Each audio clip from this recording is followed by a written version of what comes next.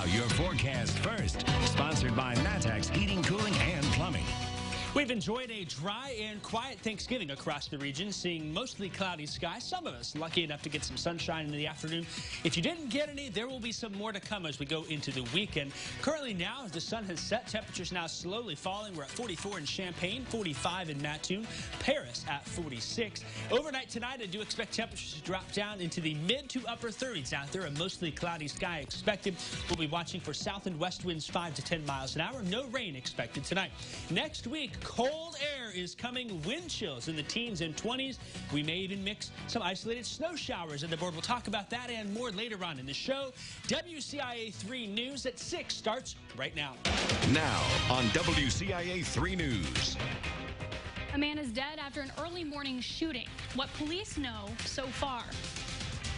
And the governor plans to borrow billions of dollars to help the state cover budget losses. Why he's not borrowing more, even though he could. And the Illinois basketball team isn't spending Turkey Day eating. How their families still got involved for game day. You're watching your local news leader. This is WCIA 3 News at 6. Was that gunshots? And just kept laying there watching TV like, nah, not over here. That's what one Champaign woman is saying after she heard gunshots close to her home. Good evening, I'm Courtney Bunting. Paul and Jennifer are off tonight. A man was shot and killed on Leaper Court early this morning. That's right off of Windsor Road. WCIA 3's Gabrielle Cook is in the newsroom. And Gabrielle, what do we know right now? Police say 31-year-old Alan Harden was killed. He was shot around 1 this morning. Harden is from Decatur, so police think he was visiting someone in the Champaign area. Investigators found Harden lying on the ground. He was already dead when they got there. Police say a group was outside when someone drove by shooting. I talked to a family who has lived in the area for 11 years. They say it's usually quiet, but now they'll be a little more on guard. It's so quiet and nothing ever happens, so I mean, you know, I got to watch my back now. I got to be very careful of family and other people as well. No one has been arrested yet. Police are asking anyone with information to come forward. And I also talked to someone else in the neighborhood who says he's seen a lot of areas change, but didn't think a shooting would happen in his. Courtney. All right, thank you, Gabrielle.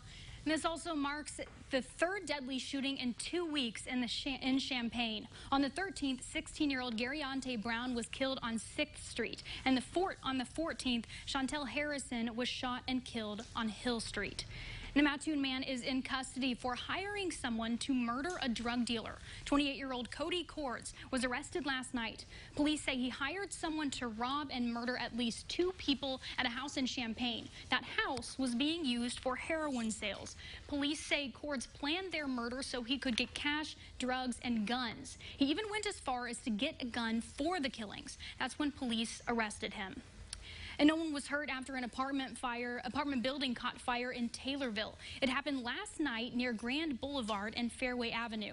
When crews got there, they say they saw heavy flames coming from the 2nd floor. Firefighters were able to mostly contain it to the apartment it started in. The building was heavily damaged, and the fire marshal is investigating. And the night before Thanksgiving normally has its fair share of DUIs, but police say that wasn't the case this year. Sangamon County Sheriff Jack Campbell said his deputies didn't pull over a single drunk driver last night, but that wasn't surprising considering most of the bars in the county closed their doors because of the indoor service ban. But still, a quiet night on the roads on such a typically crazy day was a bit of a silver lining for him. No, we all know that historically that's a big night for celebration and often overindulgence. So it was quite a shock and a pleasant one at that, that we had no DUIs written last night. And over in Champaign, police say they don't have official statistics from last night, but a spokesperson says they had no issues with drunk drivers. And DUIs may be down for Thanksgiving because of the pandemic, but not hospitalizations. Nearly 90,000 people are spending the holiday in a hospital across the U.S. because of the virus. And more than 2,200 deaths were attributed to COVID yesterday. Even though many officials nationwide called for people to stay home for Thanksgiving, the TSA says it screened more than 1 million travelers at checkpoints yesterday. That's the most since mid-March. And as for the state of Illinois, more than 12,000 new cases were announced today. The positivity rate once again dropped, now sitting at 12%, and more than 6,000 people are in the hospital, with more than 1,200 in the ICU and 724 on ventilators. And 131 more people have died, including 22 in central Illinois. More than 11,900 have died so far. And Governor Pritzker is turning to the federal government once again for help recovering from the pandemic. But this time he's only asking for a fraction of what he's allowed to take. WCIA 3's Cole Hankey is live in Springfield. Now, Cole, why is the governor not borrowing as much as he possibly can? Courtney, it's no secret that the state is only bringing in a fraction of their usual tax revenue that they're bringing in at this time of the year. But it's also no secret that the state is already in bad financial shape. The governor's decision to only take a small amount of what he is allowed to borrow from the Federal Reserve shows just how much of an impact the state's already poor financial health is going to have on the economic recovery from COVID.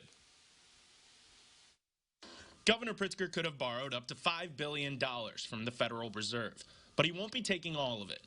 He will be borrowing $2 billion. He says taking all of it would bury the state's finances even more.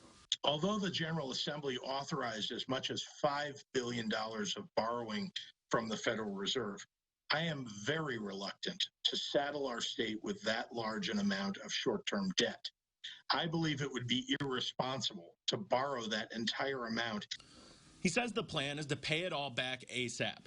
But to do that, he needs one of two things: the state's revenue streams to turn around, or a federal stimulus package. Congress has stalled on that issue, but with the election over and new leadership coming, Illinois' delegation is confident it will get done soon. But Congressman Darren LaHood wants the money to skip the state and go straight to local governments. Some states may need help, but what worries me is the money hasn't necessarily filtered down to the state level. I'm supportive of money going directly to cities, particularly cities that are less than 250,000 in population. Senator Dick Durbin disagrees. He doesn't see the point in hindering the state's government anymore. Why in the world would we make it any worse for our state? I mean, they are struggling to make ends meet, and laying off teachers and state policemen and other people working in healthcare is not in the best interest of our state. The state's own cash streams are struggling. Sales tax revenue is down, and the state's tourism income is basically non-existent because of COVID.